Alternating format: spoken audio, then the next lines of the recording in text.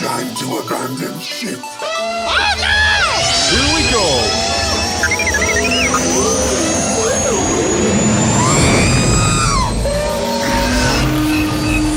Can I persuade you to join us for a drink?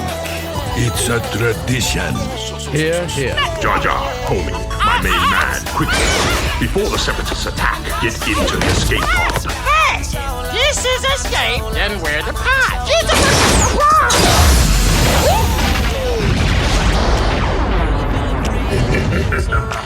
Welcome back to Star Wars Escape Pod. I'm your host, Josh, and we got some discussion today about Project Luminous. If you have no idea what that is, I'm going to be giving you the whole rundown on what that's going to be and, what we can expect from that. Clone Wars Season 7 is dropped officially now. It's called Season 7. Yep. I think it was on the last episode that I said nowhere officially did I actually say Season 7 until now that it's hit Disney Plus. They've called it Disney Season 7. So that's kind of cool. Other than that, let's dive right in, shall we?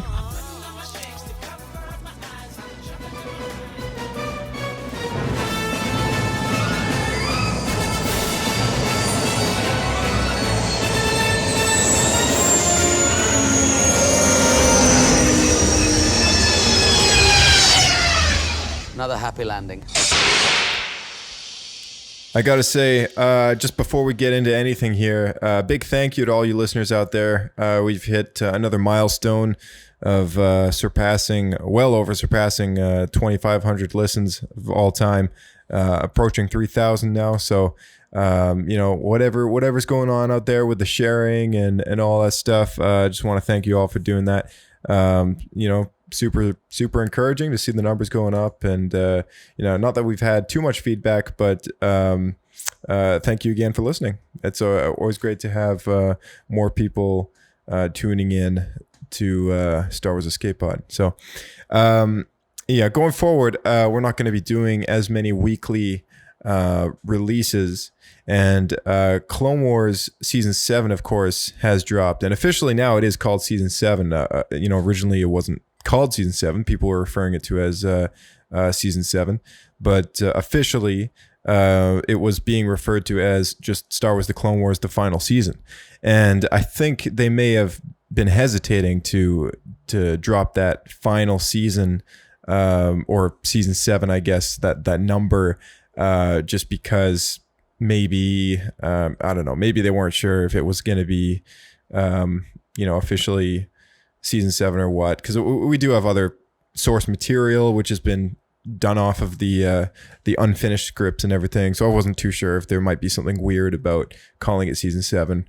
I thought maybe like it would just be the final season and encompassing all these other things that you've had, like the Darth Maul comic book and the Son of Dathomir, the Dark Disciple novel, all that stuff, right? So anyway, first episode was great. I think the Clone Wars chronological viewing stuff is going to continue. Just an entire episode dedicated to one episode of the Clone Wars being a 22-minute thing, especially one that we've had the story reel out for quite a while now, as an unfinished episode, but all the the story points are there. Didn't think it was super worth it to do a roundtable event kind of thing. It's just, there's just not as much to it. But I gotta say, I am so happy that the Clone Wars has come back. Like it was the show that kind of kept Star Wars alive in a time where there was no other Star Wars material aside from the books and comics and such. But after the saga was completed with 2005's Revenge of the Sith, a lot of people were kind of like, hey, this is it. And the Clone Wars kind of started to tell a story in a time that, after season, got more and more interesting as it went on. And, and very few TV shows, unless they are extremely successful or have a very large fan base, very few TV shows come back. And, this is a show that was, retrieved from the dead after being one of the first things that got canceled after Disney bought Lucasfilm. I think it was almost not even a year after the purchase of the company that they canceled this show. So that was really, to me, when that happened, it was kind of getting off on the wrong foot. But you know what? Like, at least we got an ending of some kind, and a lead into Revenge of the Sith, which is the entire intent for the finale has been that for years, and it's been sitting in their pocket.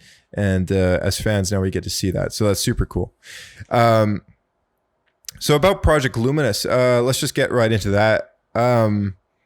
There's they've been calling it Project Luminous for a while now, and I'm honestly not entirely sure what luminous, the word, has to do with this actual project, because the official name of the project is called Star Wars: The High Republic.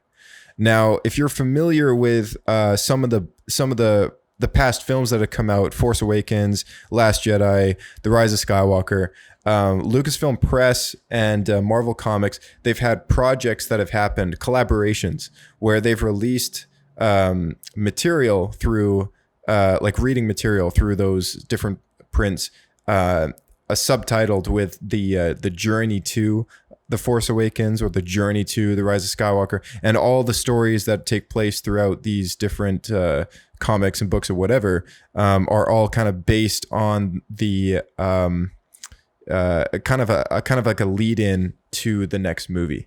So they've been doing that for the last 3 movies now. They kind of did it for Solo and Rogue One as well, although they didn't have the whole official Journey 2 banner on it. I don't believe. They just kind of had the predecessing material that went before. Yeah, like we've had that kind of stuff before. So now we have this new banner, which is being, I guess, attached to a variety of comics and junior novels and novels. That banner is called Star Wars: The High Republic. And we've had whispers and heard rumors about Lucasfilm kind of diving into this High Republic era. And if you have no idea what I'm talking about, I'll give you a brief rundown.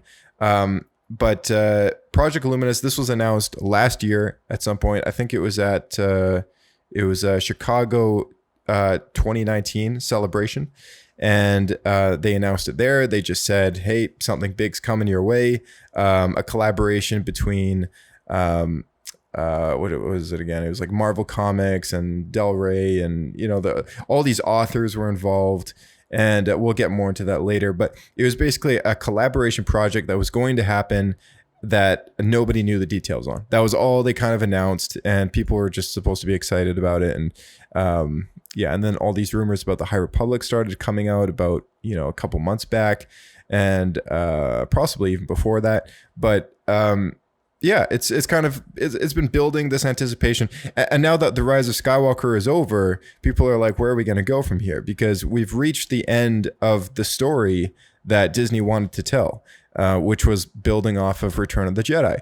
And all these stories that they've done have taken place within the Skywalker saga, or after, and kind of the extension of what they've built onto that.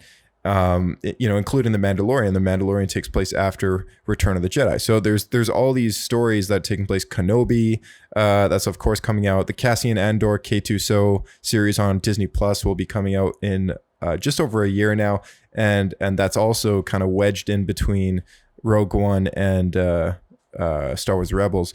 But that's that's kind of been their focus point for like the last 6 years or so, give or take. So, it's been a long kind of process of them making all these things, and now, ironically enough, Lucasfilm, when they bought the company, they kind of, like, I personally got a very large prequel shunning vibe coming off of Disney when they bought, because like most of the stuff that they were doing were based around the original trilogy.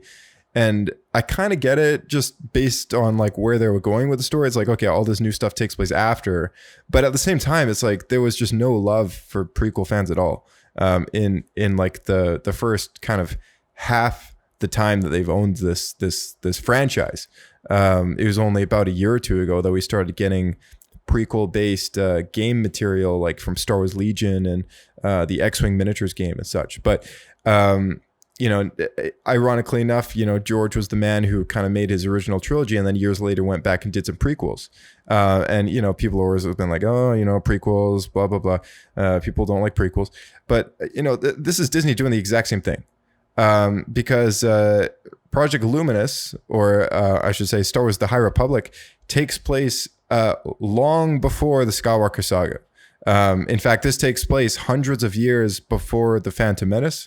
Hundreds of years before anything you've ever seen on a Star Wars movie. So all these stories are technically unrelated spin-off, but in a prequel time. I don't want to call them prequel stories because like they don't have any direct impact to the Skywalker saga, I would imagine. That's, you know, I could be wrong, but you know, I think the entire idea with this is that they are giving a variety of storytellers a clean slate to work with and having them collaborate on a project by telling a fresh new Star Wars story. And arguably enough, without being like very influenced by predecessing material, this is the first Star Wars story, or of the first couple Star Wars stories that we will have based in an era in which no canon material has been told before, in which none of the films have like very to little influence on this area at all. The only kind of reference to this area in canon so far, aside from the comics and books that have already been produced by Disney, in the films, there's just a little kind of line that says that the Republic has had peace for 1,000 years at this point. Now, I think this era is kind of between the Phantom Menace and that 1,000-year mark of when the Sith were last a thing. And that is why it's called the High Republic, because this is the high point. This is the highest, the kind of like the golden age of the Jedi. This is like in their prime, you know, long before their downfall.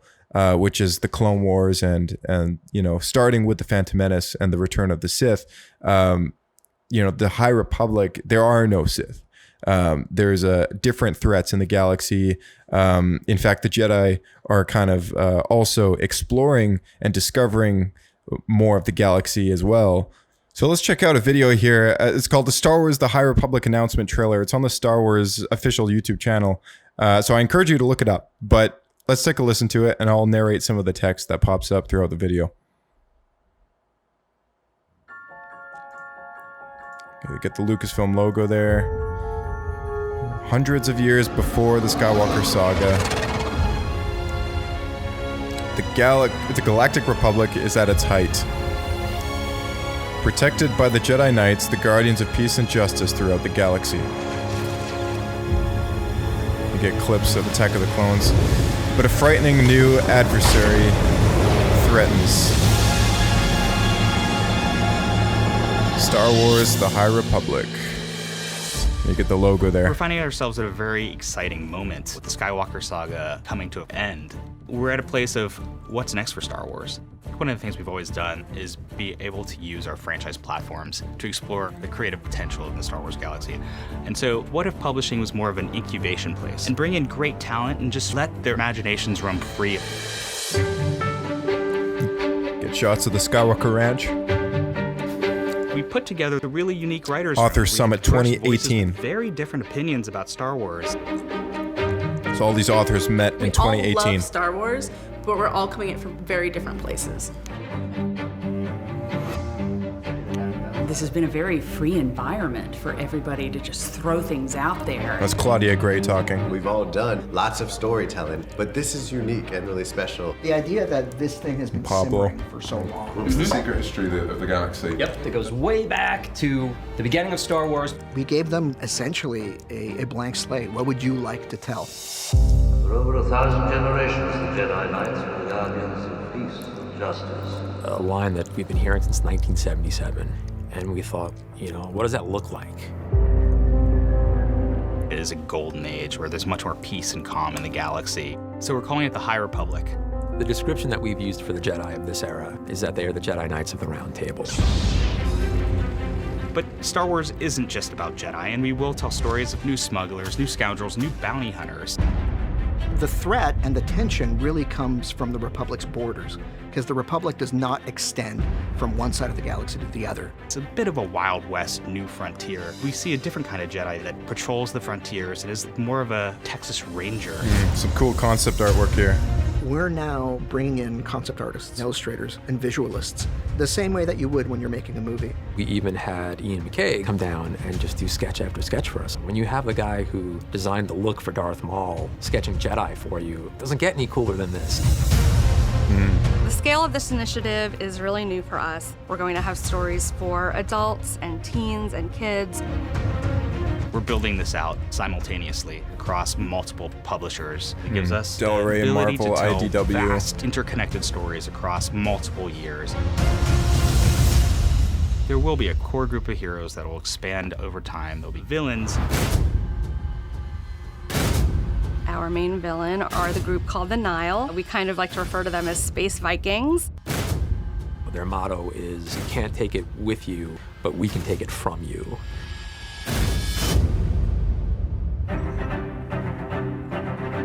Our story starts with what we're calling the Great Disaster. It wouldn't be Star Wars without adventure. And there's definitely a series of events that will spin the galaxy into a dangerous new direction, and it'll give the opportunity for heroes to rise up. The cool thing about this is that there's going to be a story for every Star Wars fan. It's really fun to be able to keep readers on their toes. This era is ripe for storytelling. The eureka moment was the question, what scares the Jedi? And that made us all go, ooh, something wicked this way comes. All right. New adventure begins August 2020. Awesome. Let's just rewind that a little bit. There's a little shot at the end where they have some subtext here. Oh, it's just talking about Star Wars, the movies, digital collections and stuff available now. So there's 5 different posters here that they've got, and I'm gonna try and kind of go through them a little bit. So there's something by IDW Publishing with a little number 1 on it. I think is IDW a comic? Yeah, IDW is a comic publishing group. So they've outsourced, unless Disney owns IDW. I'm not entirely sure about this, but or maybe Marvel has some ties with them. I'm not entirely sure. But IDW Publishing has a number 1 called Star Wars: The High Republic Adventures, and it's got 2 characters on the front. I'd rather not get into there's an alien here, and there's a female character, and then there's some scribbled handwriting which I can't read, but anyway, so yeah, it's a comic number 1. There's another comic number 1 done by Marvel, also called Star Wars: The High Republic, and it has 2 of those Viking Nile characters that they were talking about. There's Star Wars: The High Republic, A Test of Courage, written by Justina Ireland. That would be a younger reader's book. We got one called Star Wars: The High Republic, Light of the Jedi, written by Charles Soule. Now, Charles Soule normally writes a lot of the comics and such, but I can imagine this either being a very large graphic novel or perhaps a adult novel of some kind. And then there's Star Wars: The High Republic Into the Dark, written by Claudia Gray. That one is a junior novel, very similar to the other junior novels that she has written before. So that's kind of cool. Lots to digest there because under the description of the Star Wars YouTube video, it says set 200 years prior to the events of Star Wars: The Phantom Menace. The Galactic Republic and the Jedi Order are at their height, serving and protecting the galaxy. So featuring brand new stories from 5 authors set in an all-new era, this is Star Wars: The High Republic. So Project Luminous was just a code name. Star Wars: The High Republic is officially what this entire direction of the company is going to be going in.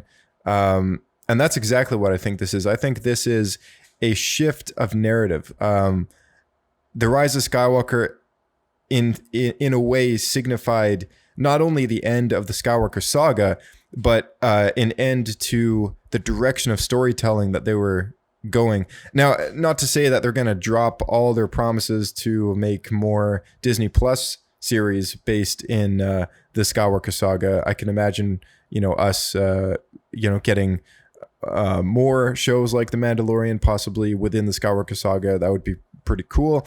But I would not be surprised if the next live action movie was based around the High Republic.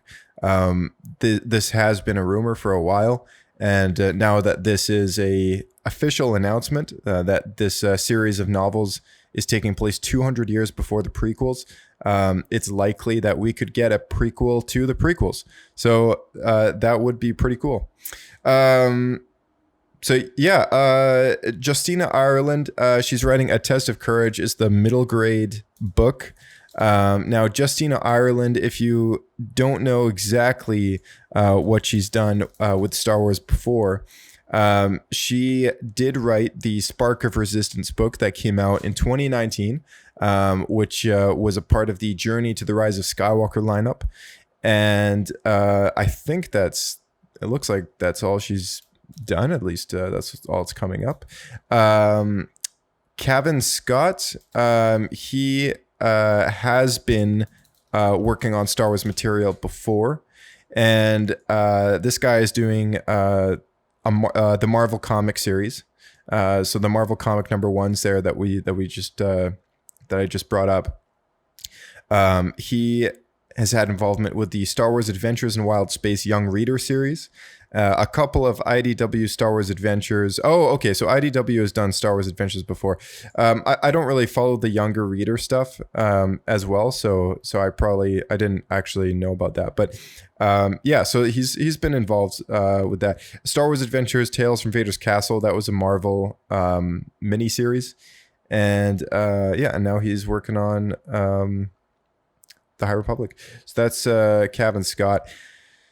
Star Wars: The High Republic Into the Dark, written by Claudia Gray. Now, Claudia Gray, of course, she's written some great things. Currently reading Master and Apprentice, and I want to do a dedicated episode just to that book because there is so much to talk about in that book.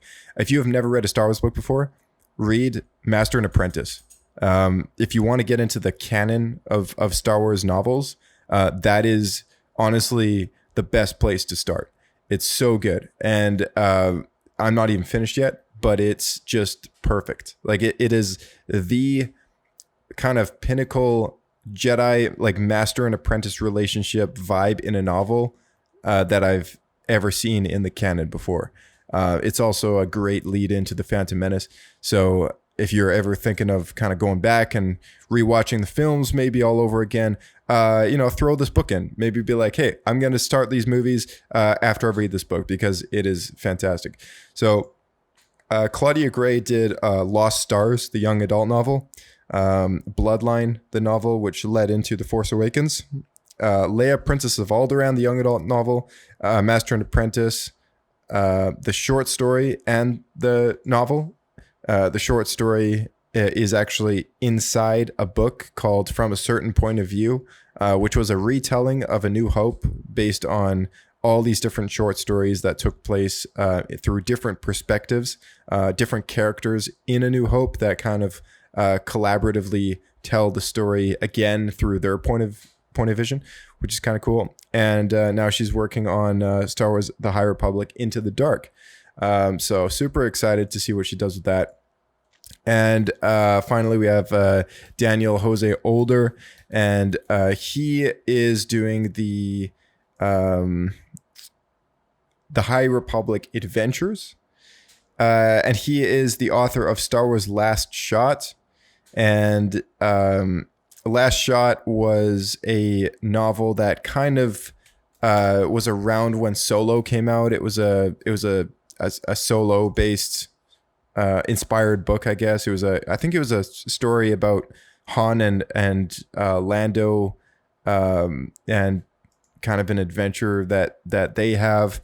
It was kind of like an anthology tie-in book to Solo, and I believe the book is chronologically takes place before Solo.